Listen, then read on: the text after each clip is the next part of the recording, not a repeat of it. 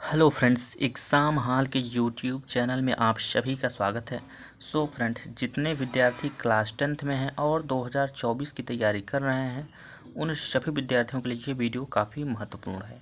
इस वीडियो में हम लोग सोशल साइंस के 20 महत्वपूर्ण ऑब्जेक्टिव जो क्वेश्चन हैं डिस्कस करने वाले हैं। तो चलिए वीडियो को बिना देरी करते हुए वीडियो को स्टार्ट करते हैं। तो यहाँ पर आप लोग देख सकते हैं, यह है आपका पहला क्वेश्चन और पहला क्वेश्चन में बोल रहा है फ्रांस में गणतंत्र की घोषणा किस वर्ष हुई। ठीक है, तो ऑप्शन नंबर ए में दिया गया है 1815 ईस्वी में, ऑप्शन नंबर बी में दिया गया है 1830 ईस्वी में, ठीक है, और ऑप्शन नंबर सी में है 1848 ईस्वी में, और ऑप्शन नंबर डी में दिया गया है 1871 ईस्वी में। ठीक है, तो देखिए फ्रांस में जो गणतंत्र की घोषणा की गई थी वो की गई थी 1848 में। ठीक है, यानी बोल सकते हैं आप 1848 ईस्वी में, यानी ऑप्शन नंबर आपका जो सी है वो करेक्ट ऑप्शन हो जाएगा। ठीक है, तो चलिए क्वेश्चन नंबर दूसरे को समझते हैं। क्वेश्चन नंबर दूसरा देखिए, इसमें जो सामाजिक विज्ञान के जो भी मैंने क्वेश्चन लिया है वो सब मिक्स क्वेश्चन है। ठीक है, ये चैप्टर वाइज नहीं है, मिक्स क्वेश्चन है, तो आगे पीछे से क्वेश्चन आ सकता है। ठीक है, अगली बार जब वीडियो साइंस का आएगा तो उसमें चैप्टर वाइज मैं कोशिश करूँगा कि MCQ जो हो वो चैप्टर वाइज हो। ठीक है, तो क्वेश्चन नंबर दूसरा में दिया गया है ऑटो वान बिस्मार्क का संबंध किस देश से था, यानी ऑटो वान बिस्मार्क जो था वो किस देश का निवासी था, ये आपसे पूछा जा रहा है। तो ऑप्शन नंबर ए में दिया गया फ्रांस, ऑप्शन नंबर बी में दिया गया है जर्मनी, ठीक है, ऑप्शन नंबर सी में दिया गया है इटली, और ऑप्शन नंबर डी में दिया गया है क्या, ब्रिटेन। तो देखिए ऑटोमान बिस्मार्क जो था वो जर्मनी का था। कहाँ का था, तो जर्मनी का, यानी ऑप्शन नंबर आपका जो बी वाला है वो करेक्ट हो जाएगा।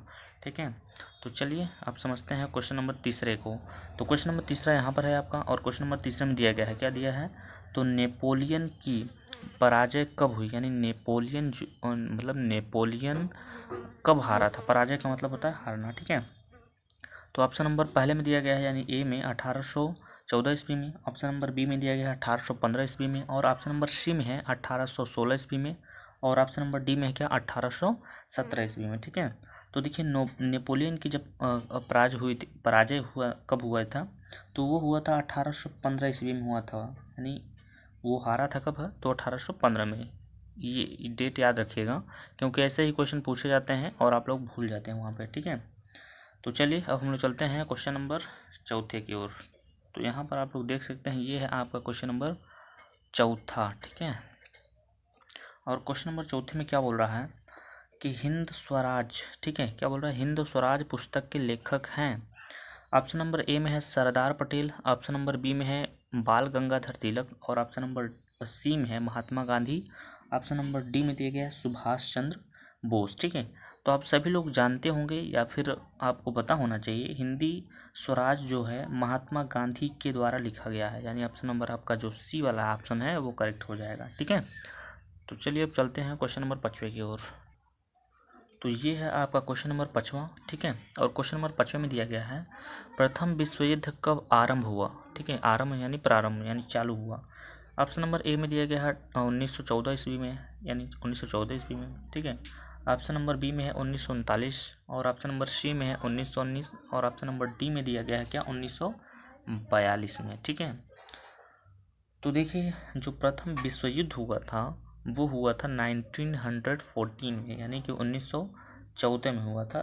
तो कहने का मतलब ऑप्शन नंबर आपका जो ए वाला है वो करेक्ट हो जाएगा। ठीक है, तो चलिए अब हम लोग चलते हैं क्वेश्चन नंबर छठवें की ओर। क्वेश्चन नंबर छठवें में दिया गया है, ठीक है, क्या दिया गया है, तो क्वेश्चन नंबर छठवें में क्या दिया गया है, अनुबंध व्यवस्था को और किस नाम से जाना जाता है। तो कहने का मतलब अनुबंध व्यवस्था को और किस नाम से जाना जाता है, ये आपसे क्वेश्चन में पूछ रहा है। ठीक है, तो आपके ऑप्शन नंबर पहले में दिया गया यानी ए में दिया गया है आपसी समझौता, ऑप्शन नंबर बी में दिया गया है गुलाम प्रथा, और ऑप्शन नंबर सी में है गुलामी, और ऑप्शन नंबर डी में क्या है, नई दास प्रथा। ठीक है, क्या दिया है, नई दास प्रथा दिया गया है। तो देखिए अनुबंध व्यवस्था को हम एक और नाम से जानते हैं जिसको बोलते हैं नई दास प्रथा के नाम से, यानी ऑप्शन नंबर आपका जो डी भी है। तो चलिए अब समझते हैं क्वेश्चन नंबर 7वें को। तो क्वेश्चन नंबर 7वें में दिया गया है क्या, भूमि एक डॉट डॉट डॉट संसाधन है, यानी भूमि क्या है। तो ऑप्शन नंबर पहले में दिया गया है प्राकृतिक, ऑप्शन नंबर बी में दिया गया है मानव निर्मित, ठीक है, ऑप्शन नंबर सी में दिया गया है सौर ऊर्जा से निर्मित, और ऑप्शन नंबर डी में दिया गया है कोई नहीं। ठीक है, तो ये आपका क्वेश्चन रहा। तो यहाँ पर आपको बताना होगा भूमि क्या है, एक प्राकृतिक संसाधन है। क्या है? नेचुरल है, ठीक है, प्राकृतिक संसाधन है। तो यानी ऑप्शन नंबर आपका जो ए वाला है वो करेक्ट हो जाएगा। तो चलिए अब हम चलते हैं क्वेश्चन नंबर 8वें की ओर। तो यहाँ पर आप लोग देख सकते हैं ये है आपका क्वेश्चन नंबर 8वां यहाँ पर, ठीक है। ये है आपका क्वेश्चन नंबर 8वां और क्वेश्चन नंबर 8वें में दिया गया है निम्नलिखित में से एक मिट्टी का प्रकार नहीं है, यानी मिट्टी का प्रकार कौन सा नहीं है इन चार ऑप्शन में से, वही आपको छांट के उस पर टिक करना होगा। तो ऑप्शन नंबर ए में है काली मिट्टी और ऑप्शन नंबर बी में दिया गया है क्या, पीली। आप जानते होंगे काली भी मिट्टी आपने देखा होगा, पीली भी देखा होगा। और ऑप्शन नंबर सी में दिया गया सीमेंट। आप यहीं से आप समझ सकते हैं कि सीमेंट जो होता है वो कोई मिट्टी उट्टी नहीं होता है, ठीक है। और ऑप्शन नंबर डी में क्या, लैटराइट। तो आपका जो आंसर करेक्ट हो जाएगा वो हो जाएगा ऑप्शन नंबर सी, क्योंकि सीमेंट भाई थोड़ी ना मिट्टी है।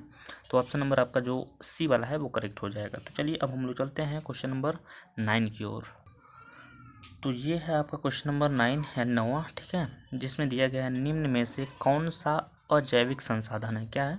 तो अजैविक संसाधन है। ऑप्शन नंबर ए में दिया गया पशु, ऑप्शन नंबर बी में दिया गया चट्टानों, और ऑप्शन नंबर सी में है पौधे, और ऑप्शन नंबर डी में दिए गए मछलियाँ।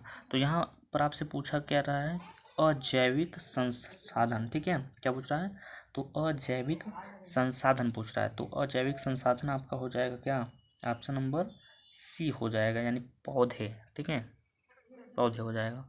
तो चलिए हम चलते हैं क्वेश्चन नंबर 10वें की ओर। तो ये है आपका क्वेश्चन नंबर 10वां, ठीक है। और क्वेश्चन नंबर 10वें में दिया गया है निम्न में से कौन सा एक व्यक्तिगत संसाधन नहीं है। कौन सा पूछा है, व्यक्तिगत संसाधन पूछा है भाई, इस बात को ध्यान रखिएगा। तो ऑप्शन नंबर ए में है दिया गया है बागान, ऑप्शन नंबर डी में दिया गया है ऑप्शन नंबर बी में है चारागाह, और ऑप्शन नंबर सी में है भूमि, ऑप्शन नंबर डी में दिया गया है खनिज संसाधन दिया गया। तो इस क्वेश्चन का जो करेक्ट आंसर हो जाएगा वो हो जाएगा ऑप्शन नंबर डी, यानी खनिज संसाधन। तो व्यक्तिगत संसाधन नहीं है, तो क्या है, खनिज संसाधन व्यक्तिगत संसाधन नहीं है, ठीक है। तो चलिए अब हम लोग समझते हैं क्वेश्चन नंबर 11 को। तो यहाँ पर आप लोग देख सकते हैं ये है आपका क्वेश्चन नंबर 11 यानी 11, और इसमें पूछ रहा है क्या, पर्वतों पर मृदा अपरदन का साधन है। ऑप्शन नंबर ए में दिया गया पवन, ऑप्शन नंबर बी में है जल, ठीक है, और ऑप्शन नंबर सी में दिया गया क्या, हिमनद, और ऑप्शन नंबर डी में है क्या, पशु चारण। तो देखिए पर्वतों पर मृदा अपरदन का जो साधन होता है, ठीक है, क्या होता है, तो हिमनद होता है, यानी ऑप्शन नंबर आपका जो सी है वो करेक्ट हो जाएगा। तो चलिए अब हम लोग चलते हैं क्वेश्चन नंबर 12वें की ओर। यहाँ पर देख सकते हैं ये है क्वेश्चन नंबर 12, ठीक है, और इसमें दिया गया है क्या, चाय की खेती के लिए कौन सी मृदा उपयुक्त है, यानी चाय की जो खेती होती है उसमें कौन सी मिट्टी उपयुक्त मानी जाती है। तो ऑप्शन नंबर ए में दिया गया है लाल मिट्टी, ऑप्शन नंबर बी में है काली मिट्टी, और ऑप्शन नंबर सी में दिया गया है जलोढ़ मिट्टी, और ऑप्शन नंबर डी में दिया गया क्या, लैटराइट मिट्टी। तो आप सभी लोगों को पता होगा कि जो चाय की खेती होती है, ठीक है, तो यहाँ पर जो है चाय की खेती के लिए लैटराइट मिट्टी जो है ज़्यादा फायदेमंद साबित होती है, यानी ऑप्शन नंबर आपका जो डी है वो करेक्ट हो जाएगा। तो चलिए अब हम लोग चलते हैं क्वेश्चन नंबर 13 की ओर, यानी 13 की ओर, ठीक है। तो चलिए समझते हैं क्वेश्चन नंबर 13 को। तो क्वेश्चन नंबर 13 में दिया गया है चिपको आंदोलन संबंधित है, यानी चिपको आंदोलन जो है किससे संबंधित है, ये आपसे क्वेश्चन में पूछा गया है। तो आपके ऑप्शन नंबर फर्स्ट में दिया गया है, यानी ए में दिया गया है मृदा संरक्षण, ठीक है, और ऑप्शन नंबर बी में दिया गया है क्या, वन संरक्षण, और ऑप्शन नंबर सी में दिया गया है जल संरक्षण, ऑप्शन नंबर डी में दिया गया है क्या, वायु संरक्षण, ठीक है। तो देखिए चिपको आंदोलन जो है वो वन संरक्षण से संबंधित है, इस बात को आप लोग याद रखिएगा। और ये क्वेश्चन जो है आपके बोर्ड एग्जाम से काफ़ी महत्वपूर्ण है, ये क्वेश्चन जो है आपके बोर्ड एग्जाम में आते रहते हैं, ठीक है। तो इस क्वेश्चन को आप लोग ध्यान से समझिएगा। क्वेश्चन नंबर 14 को देखिए। तो क्वेश्चन नंबर 14 में दिया गया है टाइगर प्रोजेक्ट किस वर्ष आरंभ किया गया, यानी टाइगर जो प्रोजेक्ट आरंभ हुआ था वो कौन से वर्ष आरंभ हुआ था, ये आपको बताना है। तो ऑप्शन नंबर पहले में दिया गया है 1973 ईस्वी में, ठीक है, इसमें नहीं दिया गया है, 1973 केवल दिया गया है। ऑप्शन नंबर बी में दिया गया है 1980 में, और ऑप्शन नंबर सी में दिया गया है 1975 में, और ऑप्शन नंबर डी में क्या, 1989 में, ठीक है। तो देखिए टाइगर जो प्रोजेक्ट हुआ, टाइगर जो प्रोजेक्ट है, ठीक है, टाइगर जो प्रोजेक्ट प्रारंभ किया गया था तो 1973 में, यानी 1973 में प्रारंभ किया गया था, चालू किया गया था, ठीक है। तो चलिए समझते हैं क्वेश्चन नंबर 15 को। क्वेश्चन नंबर 15 में दिया गया है सुंदर वन ठीक है, क्या दिया गया है, सुंदरवन राष्ट्रीय पार्क किस राज्य में स्थित है।